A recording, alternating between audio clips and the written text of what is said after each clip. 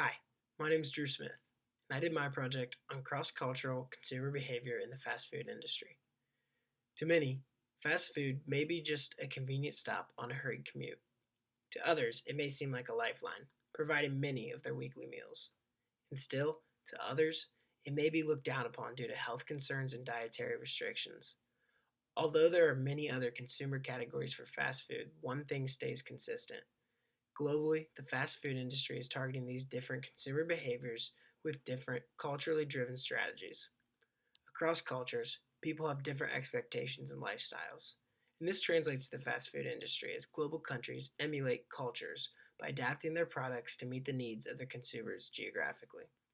Ultimately, this trend of adapting to cultures leads to specialized cross cultural marketing decisions based on consumer behavior in different regions of the globe. The fast food industry is an ever growing industry. As regions continue to grow, there is no doubt that fast food chains will continue to pop up and dot side streets along every industrialized culture. That being said, it is important to understand just how enormous this industry is. Globally, the fast food industry is expected to grow at a rate of 5% from 2018 to 2022. In 2016 alone, the fast food industry grossed $551 billion, dollars, with McDonald's as the leading company, bringing in $28.1 billion. Dollars. The scary thing about these statistics is that nearly 50% of this comes from US consumers alone, with nearly 50 million Americans consuming fast food daily. It is no wonder that the fast food industry is targeting the US so hard. Companies study consumer behavior in an attempt to understand their consumers and market directly to them. To do this on a global scale, however, fast food companies must change and adapt to different regions, leading to different strategies and preferences worldwide. This explains why the US sees so much advertisement and growth in the fast food industry. As the leading market, companies are pumping heavy doses of marketing content into their consumers' minds. In 2018 America, instant gratification is at the forefront of everything we do. It's no secret that technology is continuing to outdo itself, and the world has become more interconnected than ever. At the tap of a finger, one can have a new laptop on Amazon and be buying something new with it by the end of the day. We can swipe left on Tinder and be on a date within the hour. DVRs and streaming services like Netflix have eliminated commercials. In a study on consumers leaving YouTube due to buffer times, University of Massachusetts Amherst professor Ramesh Sitaram found that videos begin losing viewers at a delay of 2 seconds, and every 1 second of waiting time marks a 5.8% increase in the number of people who leave. Americans in general are conditioned to expect fast, easy, and to the point service with just about anything they do. And this is reflected heavily in the way that Americans, in particular, look at the fast food industry. Fast food is becoming even faster to keep up with the speed of society's demanding needs. Like the examples noted above, next gen consumers are driven to find value, efficiency, and simplicity in their food ordering process. One huge way that we see this in American culture is with apps that allow you to order your food ahead of time. And companies are profiting big time. In a study by Deloitte, they found that 40% of consumers prefer to order their food online. And when they do, they spend 26% more than they would have if they were in the store. On top of this staggering data, 80% of consumers are specifically interested in receiving deals and coupons via their mobile apps. As American consumers' behavior continues to trend toward instant gratification, so will marketing strategies. Online ordering is exploding because it reduces wait time for consumers who are conditioned to expect instant response. These apps are just one weapon in the arsenal that the food industry is applying. This Western culture ideology of instant gratification via tapping a small screen is also changing consumers' social behaviors, reducing face to face contact. And this is heavily impacting the fast food industry. For example, in the US alone, Wendy's placed 1,000 self ordering kiosks in 2017. Wendy's is on the forefront of the food tech boom. Given the US culture, people tend to be more comfortable with a screen than a real human. This strategy allows Wendy's to capitalize on larger margins by appealing to younger consumers in a way they feel most comfortable. And as a result, Wendy's expects to cover their return on investment within 2 years. Wendy's realized that the behavior of the people that they are servicing revolves around a screen. As a result, they are marketing to them in a way that is innovative, productive, and comfortable, boosting both their profits and their consumers' overall quality of experience. Although the US is capitalizing so heavily on this e-commerce food tech boom, China may be doing it even bigger. Angela Wen explains it better in her TED Talk. Let's have a look. A huge shopping revolution is happening in China right now. Shopping behaviors and also technology platforms have evolved differently than elsewhere in the world. For instance, e-commerce in China is soaring. It's been growing at twice the speed of the United States, and a lot of the growth is coming from mobile. Every month, 500 million consumers are buying on mobile phones. And to put that into context, that is the total population of the United States, UK, Germany combined.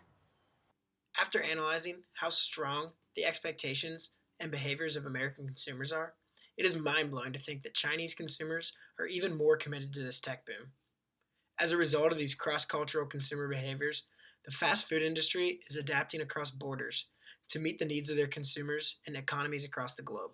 Another way that consumer behavior is affecting marketing strategies is through the idea of customized personal options to meet consumer needs. Within this broad conceptual area of marketing, one area transcends cultural barriers. Whether you're ordering a cheeseburger from McDonald's in America or McNoodles from McDonald's in Austria, most every fast food chain is trending towards meeting consumer dietary preferences. For example, with an estimated 2.4% of adults between the ages of 30 to 64 years and 1 in 99 children diagnosed with celiac disease, Finland also holds the record for the highest incidence of an autoimmune condition in the Western world. If there was ever a celiac disease headquarters, Finland would probably be the one. With such a high incidence rate, the fast food industry in Finland is adapting to these consumer preferences with personalized menu items such as asparagus and gluten-free buns at Finnish McDonald's locations. In Deloitte's article referencing the future of restaurants, they said that the restaurant industry is transforming and competition is more intense than ever before. Winning restaurant brands will be those that best understand their consumers, capitalize on digital technology options and analytics, and seize upon the opportunity to engage customers in a highly personalized way. Personalization is at the forefront of the fast food industry. There's a wave of preference for meals specifically designed for each customer. However, when you look at these big name chains that are popping up all over the US, besides the obvious Subway, you see one commonality. Their cuisines are almost all built off of foreign options. When one thinks of building your own options, names that come to mind are that of Chipotle, Bibimbap, Piata, Fusion. After analyzing these restaurants, one notices that Chipotle is Mexican, Bibimbap is Korean, Piata is Italian, and Fusion is Japanese. Cross-cultural consumer behavior doesn't only apply to the home countries of certain fast food chains. As the world becomes more interconnected, consumer palates are expanding, allowing other cultures to permeate the fast food industry in foreign countries. When you take into account the personalities of Americans versus other countries, America is known for indulgence. This carries over to the fast food industry. As noted previously, 50 million Americans eat fast food per day. With the average fast food meal being 836 calories, one meal becomes 41.8% of a recommended daily intake. America's love for fast food has become overindulgence. In this graph, one can see how the US stacks up to other countries with overweight 15-year-olds. Both Sweden and Norway have put restrictive bans on marketing unhealthy foods to children. Although one cannot prove causation from the graph, it goes to show that, on average, both Norwegian and Swedish consumers are healthier as a result of these bans. 14.5% less Swedish 15-year-olds and 18.5% less Norwegian 15-year-olds were overweight compared to American 15-year-olds. So what does this difference in consumer behavior mean for fast food restaurants? They have to adapt. Take Denmark, for example. Denmark has one of the lowest obesity rates of industrialized countries. One of the reasons for that is Denmark has banned trans fat across their country, limiting the amount of trans fat to 2 grams per 100 grams of fat or oil. As a healthier country, fast food companies must change their menus to meet these regulations. On the McDonald's Denmark website, they advertise a menu developed in cooperation with the Danes. Although they are an American staple, McDonald's has used acculturation to implant themselves into the healthy Danish culture, providing options that are built around their consumer behaviors. The infographic from the Danish website reads, "For those who want something a little greener. Alternatively, we have 2 delicious salads on the menu, both developed in cooperation with the Danes. Chicken and hummus with cabbage, black rice, edamame, and chicken beluga with grana padano, sunsets, and pickled carrots." Although they still offer their classics at reduced trans fat levels, McDonald's has rebranded itself to fit a cultural lens. Keeping with the trend of McDonald's and cross-cultural influences on menus and marketing strategies, McDonald's in China is an ideal candidate for analyzing how the fast food industry adapts to different palates. Matcha, a green tea leaf extract, is widely used in Asian dishes. Its sweet taste is even used to make mochi, Japanese ice cream. Knowing this, McDonald's in China has adapted its menu to fit this cultural staple. They offer a tiger stripe matcha drink. This use of animal symbolism is similar to the widely used imagery of eagles in the US. The tiger is a very special animal in Chinese culture. The pattern on the forehead of a tiger is very similar to the Chinese character, which means king, so Chinese people believe that tiger must be a natural born king. By mixing a cultural staple with a cultural symbol, McDonald's is meeting their consumers right where they are, methodically creating a menu that promotes the culture they are in. Another interesting menu item that can be found in Chinese McDonald's is the crayfish and egg mayo croissant. By studying the palates of their international consumers, McDonald's directly markets to them in an effective way. Although the information covered really only directly covers Denmark and China, McDonald's brilliant marketing strategy is apparent in many other countries. For example, one can get an Ovaltine McFlurry in Brazil, vegetarian McCurry Pan in India, a McNurrenburger in Germany, Pineapple Oreo McFlurry in Colombia, McShrimp in Russia, Bubblegum Squash McFlurry in Australia, and so much more. All this points back to one common theme. The fast food industry specifically alters their strategies to meet the demands of consumers across cultures.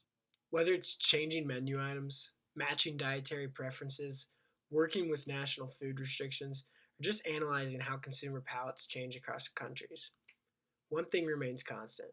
Fast food companies change their marketing strategies based on consumer behavior of customers in different areas of the world.